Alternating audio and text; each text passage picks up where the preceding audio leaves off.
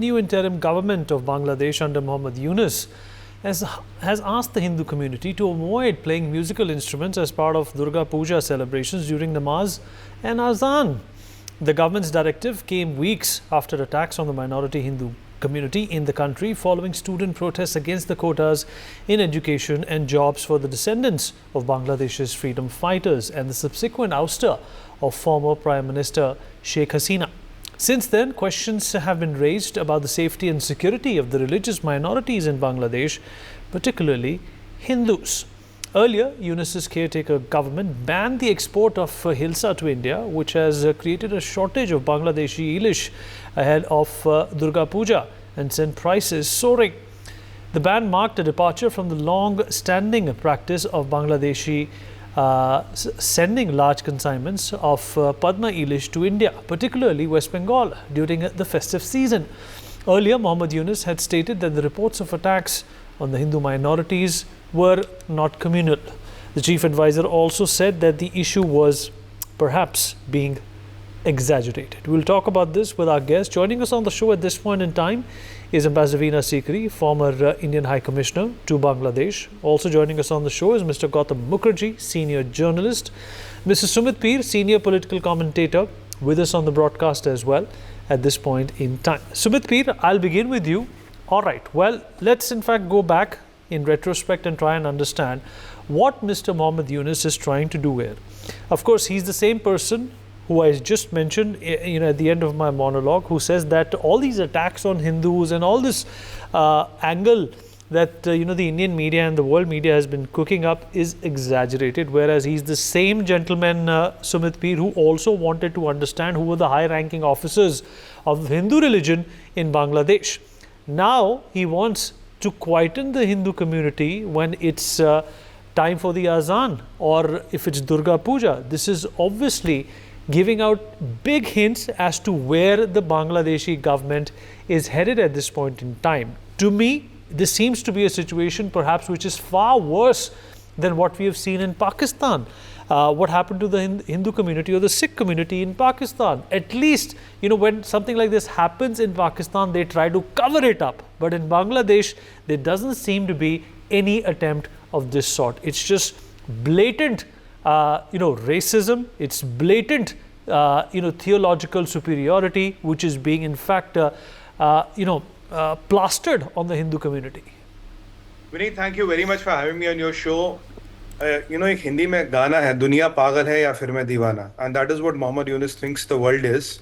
And everybody has lost its nuts and everybody has gone crazy and everybody is trying to paint him criminal, but he is criminal, let's face it.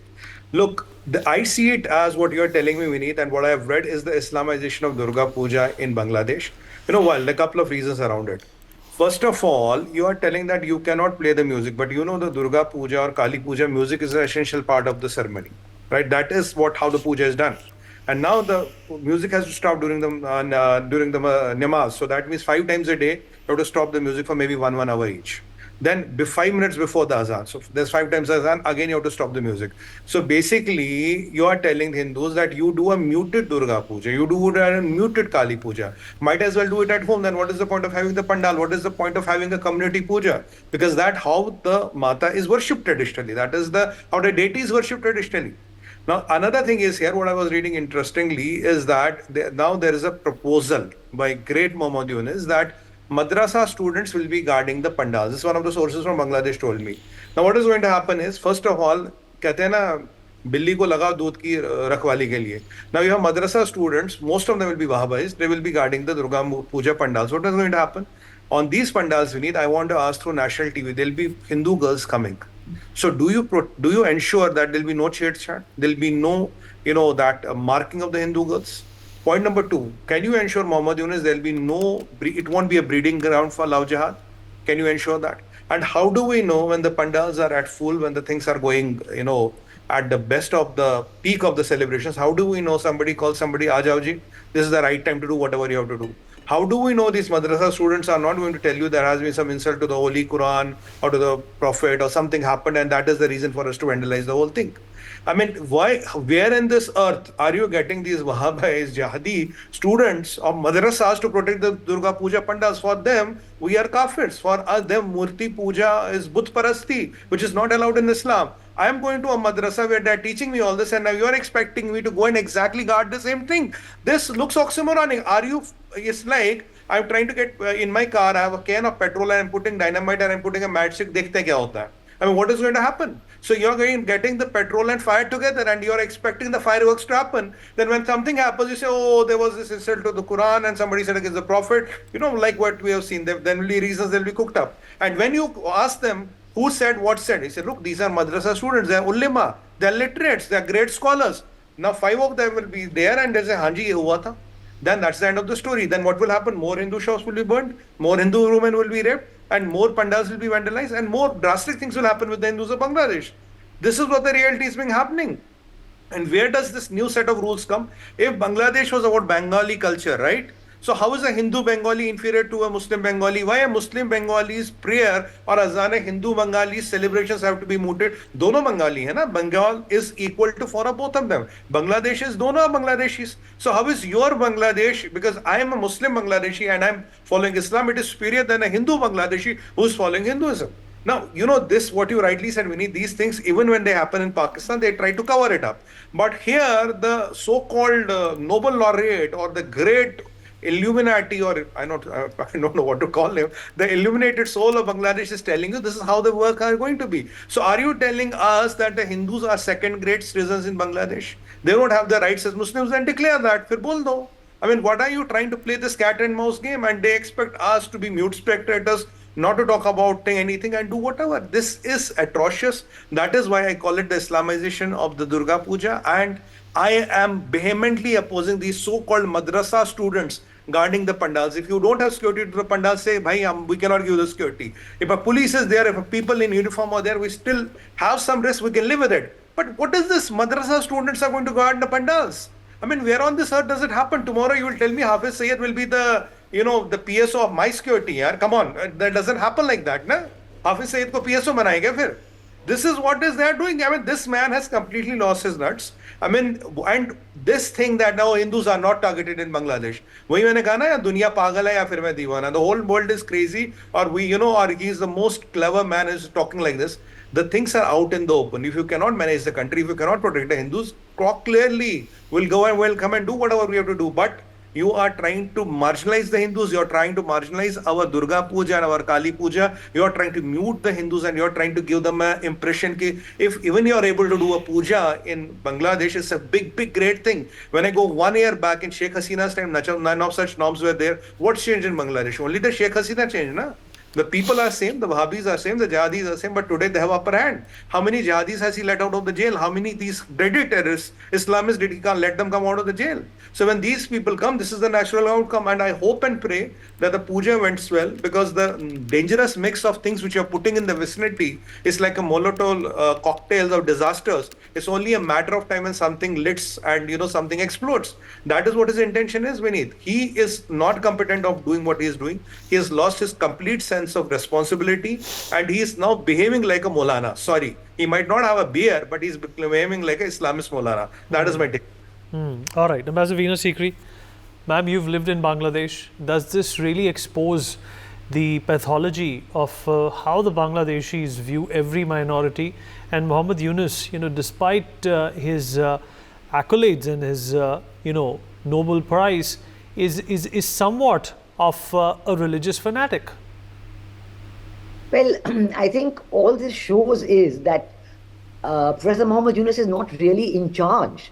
I think that actually it is becoming clearer every day that it is the Jamaat-e-Islami, it's a political party called the Jamaat-e-Islami, which is a very fundamentalist party that is really in charge, and they are calling the shots from behind the scenes. They don't want to come in the front because they don't want it to be said that Bangladesh has been taken over by the Jamaat-e-Islami. We also saw Professor Muhammad Yunus making a very strange comments in his interview to the PTI a few days ago, where he was saying that India thinks that everybody in Bangladesh except the Awami League are all Islamists. I mean, he's making very strange comments. He's making very uncalled for, strange comments. And I can only think that he is not really in charge. He's not calling the shots. He is being told to do all this from behind the scenes by somebody else, and this is what is coming out with, which is a complete. I agree with what Sunil has said, that this is a marginalization of the minorities, a marginalization of the Hindu minority, and pointing out to them that you cannot worship, you cannot have freedom of worship, you cannot do it as you like. We will decide how we will do it, and we will lay down certain considerations. I think this is absolutely a build-up from what has been happening for the last 1 month and more, since 5th of August in Bangladesh. First, from the minute Sheikh Hasina left the country, she did not resign, by the way. She was asked to leave the country, and that's what she did. We've seen the attack on the Hindu minorities has been a major part of what has been happening. The first phase was an attack on the Hindu homes, the killings, the violence, the burnings, the rape, the lootings. That went on for some days, when there was a huge international outcry, including Indian outcry. Our Prime Minister spoke from the ramparts of Red Fort on this. He discussed this with President Joe Biden as well in a telephonic conversation. Then this stopped, this told to stop, but then started the attack on the economic livelihoods of the Hindus. Their businesses were stopped, their shops were taken over. If they had companies, the board of the companies were taken over, and that is still continuing. And now we have a third phase, which is very reminiscent of what is happening in Pakistan, where Hindu women are being abducted and then getting into forced conversion, even forced marriage, and so on. Very reminiscent of what is happening in Pakistan all the time, all these decades. I think this has been a complete, within 6 weeks after the 5th of August, we've seen this sea change. As of yesterday, we have the news that now Jinnah's death anniversary is being celebrated in Bangladesh with Urdu songs and Urdu poetry. Now, this, for a country which fought for its freedom on the basis of language, which fought for its freedom on the basis of Bengali culture, is now accepting that we must have Urdu songs and Urdu poetry because Jinnah formed Pakistan. And if Pakistan was not there, Bangladesh would also be not there. So we have to celebrate, the every occasion connected with Jinnah to show that this is because Bangladesh is here because of them. A complete, shall I say, standing every argument on its head. And I would say, even if you talk about music and if you talk about the importance of music in Islam, let us see a country like Iran. Iran has a great Persian civilization where music is an inalienable part of that tradition. And even in Iran today, which is otherwise known as the conservative Islamic country, music is playing its part. Music is allowed to play its part. And young girls and boys, they learn music, they learn their traditions, and they attach the highest importance to it. So it's not as if Bangladesh cannot do without this restrictions on the observation of Durga Puja. It's not that at all. It's just that a point is being made. A point is being made for the Hindu minorities and other minorities that you are not equal citizens with us, and you have different controls and restrictions. In India, when we want to talk about the azan and the noise pollution by azan, because at 4 in the morning you have everybody woken up, then it creates a huge furor. You can't do this, you can't do that. And now here you have these direct restrictions being placed on the Hindu minorities, which is very disturbing. And this is only not even 6 weeks after Sheikh Hasina left the country. It is worrisome to see how this is going to go on and develop in the coming weeks. Gautam, how do you see the situation, basically, getting out of hand for Mr. Yunus? He obviously seems to be a puppet here. Well, yes, Vineet, he is not elected. He's just the nominated head of a council, which is, again, all of it is unelected. They are not responding to the students who are calling for elections, at least a date for elections. Nothing has come from the so-called government, even though the students would like some legitimacy to this whole setup. But having said that, that's the backdrop. It is propped up by the army, and what is clear, and the two panelists who spoke before me are making it fairly evident, is that there is a very definite drift to an Islamic state, which is different from what the Awami League and Sheikh Hasina wanted, which is more or less, if there is any such thing in an Islamic state as a state of secularism.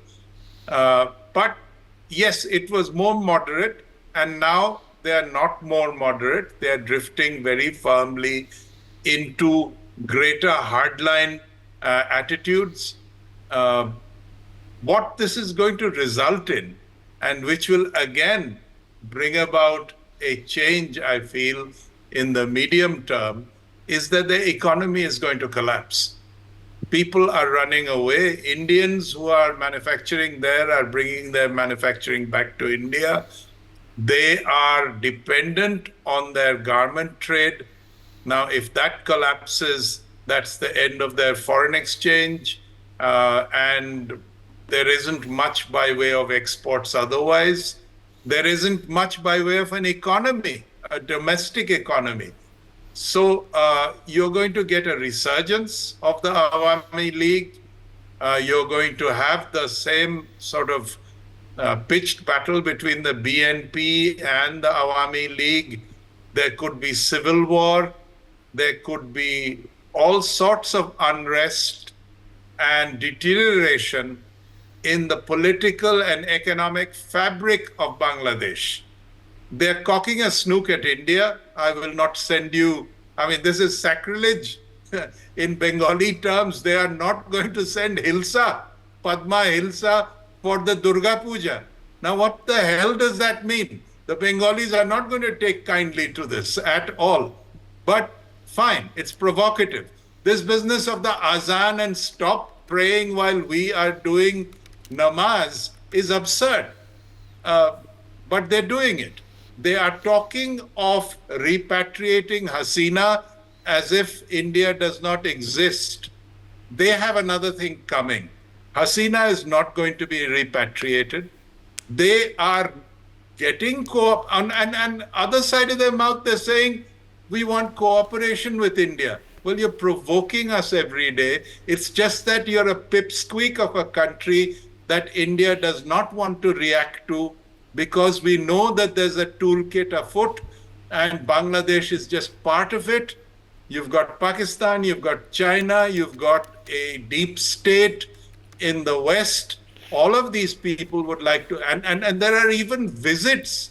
There was a visit to India just now, unless he's already actually here right now, of a person who engineered the departure of Imran Khan and his jailing, who engineered the fall of Hasina. Now he's visiting India, American person.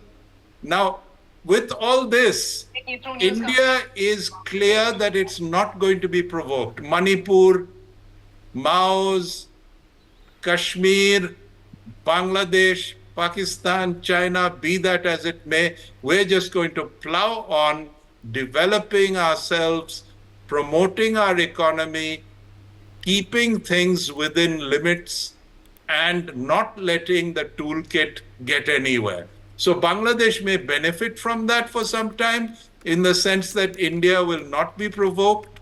But this is pretty silly on their part. They can't survive without us. They get their power from us. That means electrical power. They also get their raw materials for their garment trade from us. It's very, very difficult and very, very short-sighted and very, very amateurish. The kind of policies that they are making are not fit to sustain Bangladesh, but they're doing it anyway. And this Yunus is nothing but a puppet. Absolutely right, what you said in the first place. All right. Vinny. All right. Pathikrit, how are you, looking at the situation? Gautam is right, that India really does not want to, get too deeply involved with what's happening in Bangladesh. The last time we did that, we ended up liberating them. Is it something that India needs to do again at a brand new level? No, but you want to liberate whom this time? Because I think most of the Bangladeshis... Maybe liberate Bangladesh from the Bangladeshis. No, they don't want it. Let me tell you, unfortunately, in 1971, we won the war, and then we let somebody else control the narrative. And that's the reason within 5 years, Mujibur Rahman was assassinated. Today, majority of the Bangladeshis, even from the elites and not just the Jamaat followers, are extremely anti-Indian. That kind of indoctrination, unfortunately, we allowed to happen in our neighborhood. Today, for the last 30, 40 years, the Razakars and the Jamaat have controlled the narrative in this country. So I just want to mention, the deeper aspect of what's happening.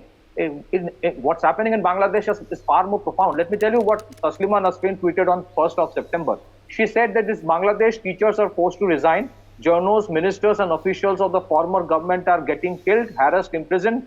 Generation Z burned down industries of Ahmadi Muslims, mazars and dargahs of Sufi Muslims are being demolished by Islamic terrorists. This is she mentioning. And there is a new logic right now. The logic is, those who are being attacked as Hindus, they are basically Awami League supporters disguised as Hindus. That's a new, logic they have discovered to actually target Hindus. Frankly speaking, please understand this. The extremists and especially the Jamaat actually wants the economy to collapse. Please do not presume that what is happening by default. It's happening by design. Every day, companies are getting shut, industries are getting shut for the simple reason. They're creating an ecosystem because till the time the economy does not collapse, the radicalism will not spread. They don't want something like an Iran to come up. And let me tell you, Ambassador Sikri is very right. Bangladesh has a very vibrant culture of music. There are many musicians of Bangladesh who are very popular, not just in Bengal, West Bengal, but in Bollywood as well. There was somebody called James. There was a song called Alvida, A Life in a Metro. It was sung by him. There are some of the singers who are extremely popular, there's an undercurrent going on in Bangladesh, which it's true. But I also want to mention what is being done to the Hindus is not something which is happening for the first time. In 2021, there was a systematic destruction of pandals and idols of Durga Puja in Bangladesh, which happened because, somebody deliberately from the Muslim community deliberately put certain Islamic scriptures in a derogatory manner within a pandal. That triggered the riots. And then when eventually it was found out that person who did it was a Muslim, that guy started acting that he is mentally imbalanced, and the entire ecosystem from the police to everybody said, no, he is mentally ill, so he did it. Yesterday, somebody was caught who went to burn down a Hindu house. When he was caught, he started pretending that he is mentally disabled. And the police came and rescued him. So you have an impunity with which it is being done. And I strongly believe, there can be many people who might be opposed to it. It's very, very difficult to today say that, look, Hindus must fight for themselves. They have tried. And the Hindus of Bangladesh are very patriotic towards their own country, but unfortunately, they are targeted on the pretext that they are pro-Indians. So I think we need a CIF 2.0 and allow those who want to come in. To presume that this is going to be better, it's not. The worst thing for Bangladesh is this. There is such an undercurrent against what is happening. They're disillusioned within a month, that it will continue in a loop. If Taslima Nasreen, if Sheikh Hasina comes back, or if our party comes back, there will be a violent retribution again. And this loop, they're not going to come out. Forget about Bangladesh. That's their country. They can do what they want. We need to, because the Hindus are minority, we should be protecting them. The West also today has started talking about how Christians are being targeted in Bangladesh for the first time. And let me tell you, we should be worried not about Bangladesh, we should be worried about Northeast. In Northeast, what is happening? It is not happening by default. There is a design behind it. And if we have a hands-off policy by presuming that, oh no, we will not react because the toolkit will then get activated, then let me tell you, we have a very big problem. I reiterate what I stated in the past. A majority of the Bangladeshis, including those who are elite, have an aspiration for a greater Bangladesh. All right, we've almost run out of time. Sumit, I saw your hand go up quickly. Make your point and then we wrap up. Vineet, the point is very simple, that the time has come. We have to identify the problem. We have to agree with the problem.